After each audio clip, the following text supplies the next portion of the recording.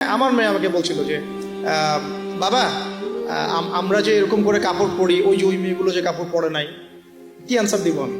বললাম যে আম্মু আসলে তাদের তাদের বাবা মা মনে হয় তাদেরকে এভাবে শিখায় নাই। আমরা যেমন তোমাদেরকে শিখাইছি তাদের বাবা মা শিখায় নাই। ও মসজিদে যেতে খুব পছন্দ করে, তো মসজিদে যখনই যাই নিয়ে যান, আপনারাও নিয়ে যাবেন। আর আমাদের সমাজে তো মসজিদে নিয়ে গেলে ধমক দেয়, হ্যাঁ, ডিস্টার্ব হয়। আর টার্কির মতো জায়গায় দেখবেন, টার্কিতে মসজিদ ঢুকলে চকলেট দেয়, গিফট দেয়। নববীতেও এখন নবী হারামেও ছেলেমেয়েরা দৌড়াদৌড়ি করে খেলে বেড়ায়, মানুষ নামাজ পড়ছে, কোনো সমস্যা নেই। নামাজ আমার এতই দুর্বল যে একটা বাচ্চার দৌড়াদৌড়িতে আমার নামাজ ছুটে যাবে? আশ্চর্য কথা। হাসান হোসেন রাদিয়াল্লাহু আনহু মসজিদে দৌড়াতেন, খেলতেন। রাসূল সাল্লাল্লাহু আলাইহি ওয়াসাল্লাম খুতবা থামিয়ে দিয়ে তাদেরকে কোলে নিয়ে এসে আবার খুতবা দিয়েছেন। সেজদা করতেন তিনি, পিঠের মধ্যে ইমাম হাসান ইমাম হোসেন রাদিয়াল্লাহু আনহুম তারা উঠে বসতেন। তিনি সেজদা লম্বা করতেন যাতে তাদের ডিস্টার্ব না হয় খেলাধুলা। ছোটবেলায় যে বাচ্চাগুলো হচ্ছে আমাদের সন্তান, ছেলে মেয়ে, তো মনে রাখবেন যে একটা বাচ্চা কিন্তু 24 মাস যখন তার বয়স হয়, 24 মাসে সে কিন্তু মোটামুটিভাবে 50টা শব্দ মনে রাখতে পারে।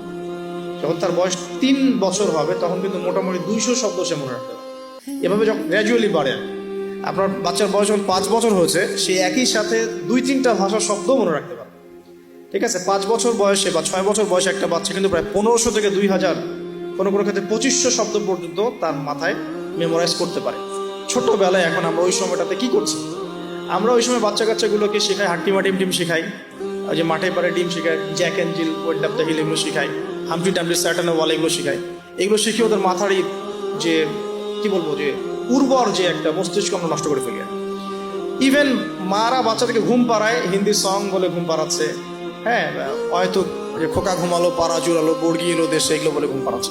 এখানে সূরা পড়ে আপনি ঘুম পাড়াতে পারতেন।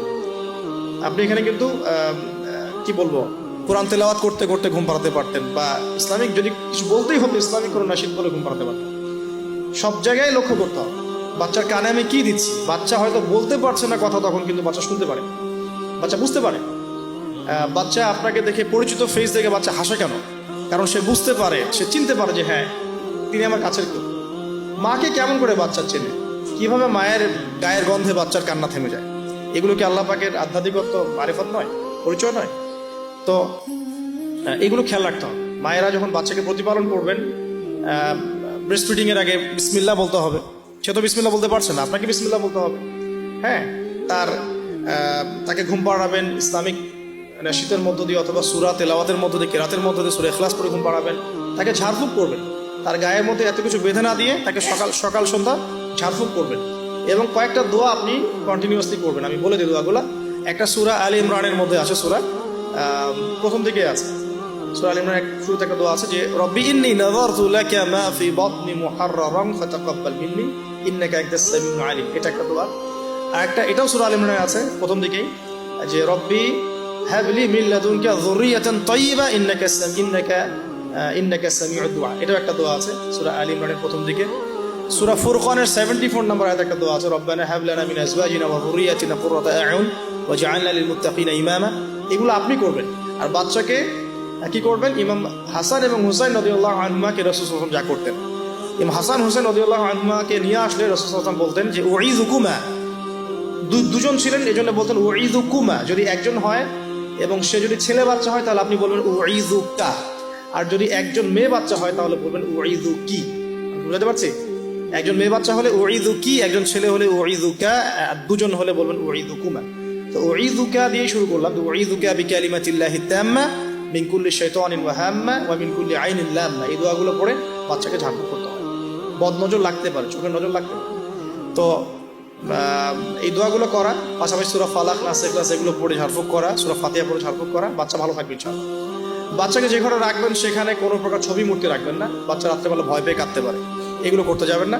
ফিডিংটা ভালো দিবেন, ব্রেস্ট ফিডিং চেষ্টা করবেন। যদি কোনো কারণে মায়েদের কোনো প্রবলেম থাকে সেটা ডিফারেন্ট ইস্যু, তবে ব্রেস্ট ফিডিংটাই চেষ্টা করবেন। এতে মায়ের সাথে বাচ্চার একটা অন্তরঙ্গ সম্পর্ক তৈরি হবে, এটা বাচ্চার হক। এবার বাচ্চা যখন বড় হচ্ছে, ওকে আজে বাজে কিছু শেখাবেন। আস্তে আস্তে কথা বলা শিখবে, পরিবেশ পরিস্থিতি বোঝা শিখবে।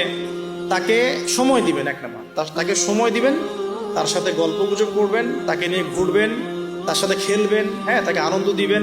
আপনি আপনার টাইমের একটা অংশ তার জন্য ফিক্স রাখবেন, বাচ্চার জন্য ফিক্স রাখবেন। আর সব দায়িত্ব শুধু মায়ের উপর ছেড়ে দিবেন না, পুরুষের উপর অনেক দায়িত্ব আছে।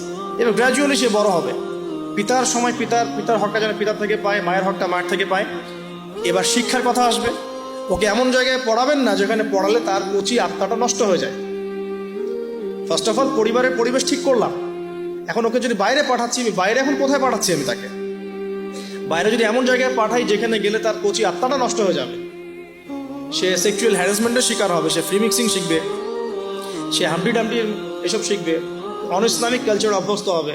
হ্যাঁ, এমন হয়ে যাবে আমার বাচ্চা লাইলাতুল কদর চিনে না, 31st নাইট চিনে, তারপর তো সমস্যা।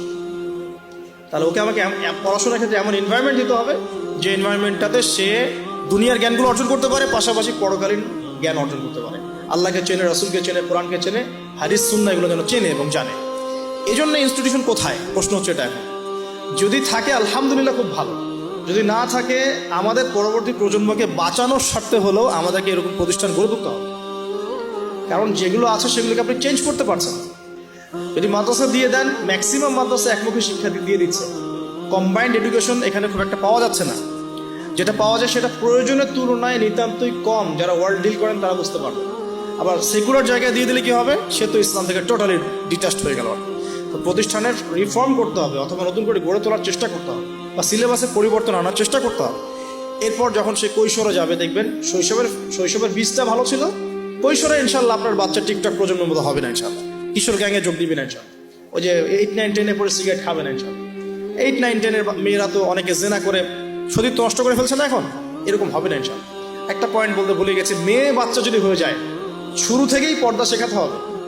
বড় হয়ে পর্দা করবে এই কনসেপ্টে যায় না, ফ্রম ভেরি বিগিনিং তাকে পর্দা শেখাতে হবে। এবং তার ব্যাপারে খুব বেশি সতর্ক থাকতে হবে। কারণ কাছের মানুষদেরকে দিয়েই মেয়েরা কিন্তু এখন সেক্সুয়াল হ্যারাসমেন্টের শিকার হচ্ছে, চাচার দ্বারা হচ্ছে, কাজিনের দ্বারা হচ্ছে, মামা দুলা ভাই ইত্যাদির দ্বারা হচ্ছে। সো এইগুলো বাসার মধ্যে অ্যালাউ করবেন। আমি তো বলি যে মেয়ে বাচ্চাকে কার কোলে তুলে দিচ্ছেন সেটা তো সতর্ক থাকতে হবে, কার কোলে বাচ্চাকে তুলে দিচ্ছে। কারণ ম্যাক্সিমাম মানুষই তো পর্নোগ্রাফিতে আসক্ত না এখন। ওর কাছে তো বাচ্চা কিছুই না, বাচ্চা মানে ওর কাছে একটা বস্তু, ও তো বাচ্চাকে পেলে ওটা করে রেখে দিবে একেবারে। এটা হচ্ছে না অ্যাভেলেবল এখন। সো বাচ্চা মেয়েদের ক্ষেত্রে আরো বেশি সতর্ক থাকতে হবে।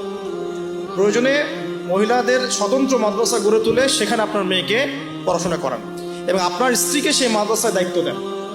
আপনার স্ত্রীকে সেখানে কাজে ইনভলভ করেন যেন সে মনিটর করতে পারে। আর সিসি ক্যামেরার কোনো বিকল্প নাই, রাখতেই হবে।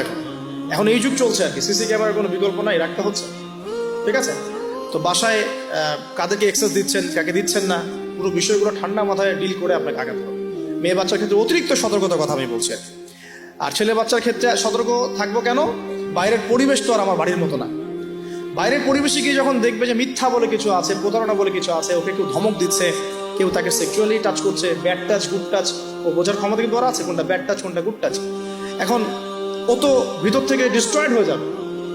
তখন কি হবে, এখানে সলিউশনটা কি হতে পারে, আপনাকে অ্যাজ এ ফ্রেন্ড জগৎটা তাকে বুঝাতে হবে যে বাবা মা, আসলে জগতে ভালো মানুষও আছে, পচা মানুষও কিন্তু আছে। ভালো কাজ যেমন আমরা যেমন নামাজ পড়ি, আমরা যেমন এইগুলো ভালো কাজ করি, পচা কাজও মানুষ করে। মানুষ কিন্তু এই করে।